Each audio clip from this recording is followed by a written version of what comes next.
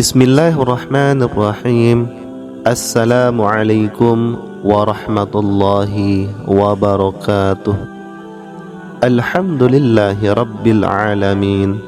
Segala puji bagi Allah, Tuhan semesta alam, yang di tangannya lah kekuasaan atas segala sesuatu, baik yang ada di langit maupun di muka bumi ini.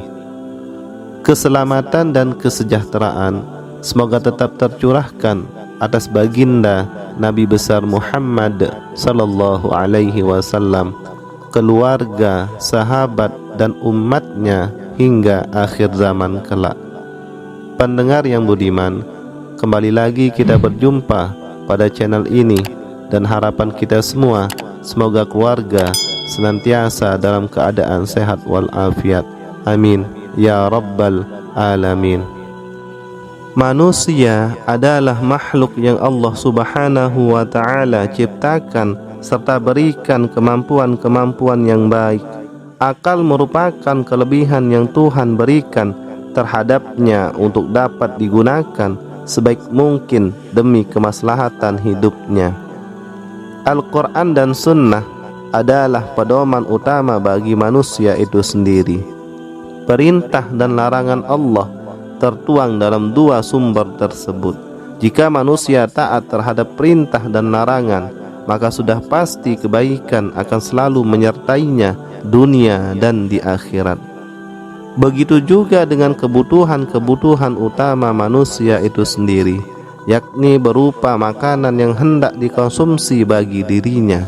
Allah subhanahu wa ta'ala dengan tegas dan gamblang menjelaskan di dalam syariatnya terkait dengan makanan dan minuman yang halal dan haram dimakan. Pada dasarnya, semua makanan halal untuk dimakan, selama tidak ada dalil yang melarang. Sebaliknya, makanan tersebut bisa menjadi haram apabila terdapat dalil menjelaskan keharamannya. Para ulama menjelaskan syarat pokok dari haramnya sebuah makanan, yakni sudah jelas dan terang hukum keharamannya dalam nas Al-Quran dan Sunnah. Kemudian karena disuruh untuk membunuhnya, dan karena dilarang membunuhnya, serta karena keji dan kotor dan memberi mudarat bila dimakan. Rasulullah sallallahu alaihi wasallam bersabda, yang artinya laut suci airnya, halal bangkainya, riwayat Malik dan lainnya.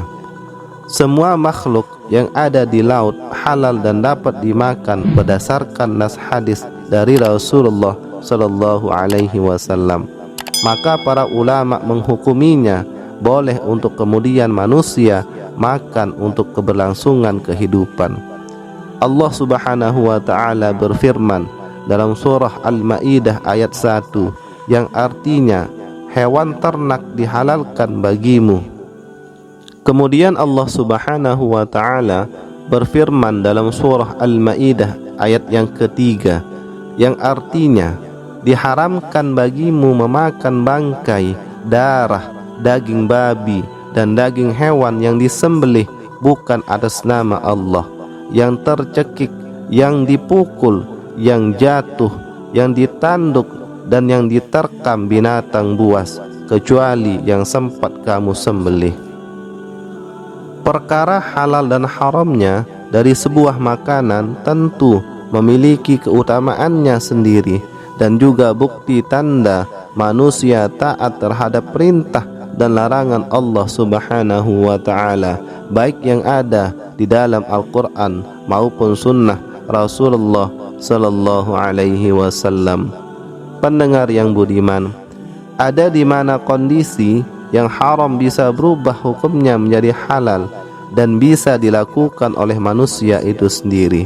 Salah satu contoh, memakan babi dan meminum khamar adalah hal yang diharamkan dalam Islam dan mendapat dosa jika dilakukan.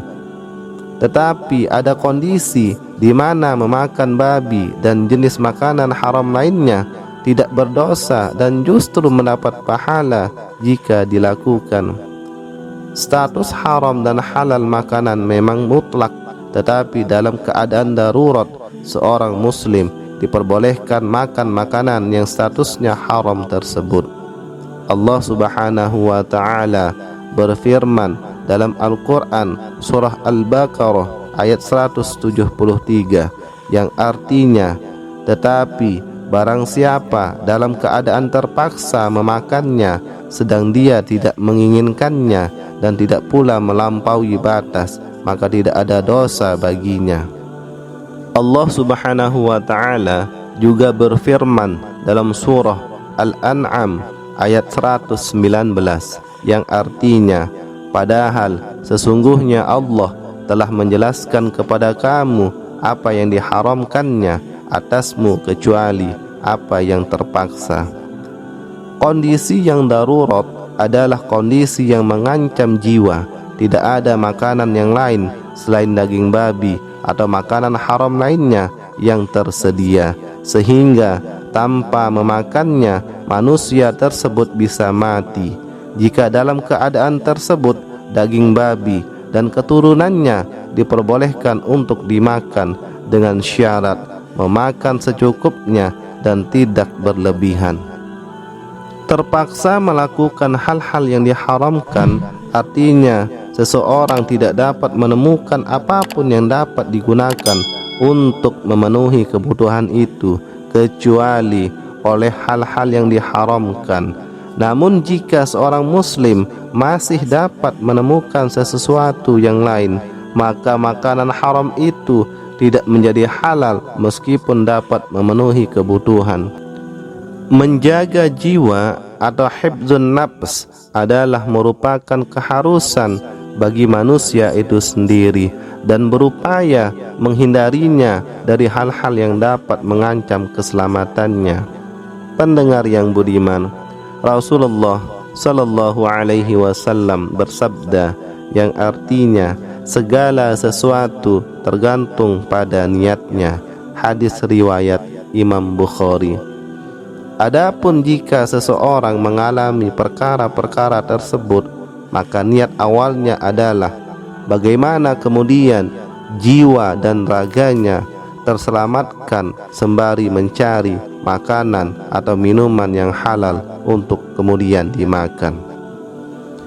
Itulah beberapa syarat dan ketentuan serta kondisi makanan atau minuman yang haram boleh dimakan. Semoga Allah Subhanahu wa ta'ala menjauhkan kita dari tipu daya setan beserta bala tentaranya serta makanan dan minuman yang haram. Amin ya rabbal alamin. Demikian uraian singkat ini, semoga bermanfaat. Kurang dan lebihnya mohon maaf. Wassalamualaikum warahmatullahi wabarakatuh.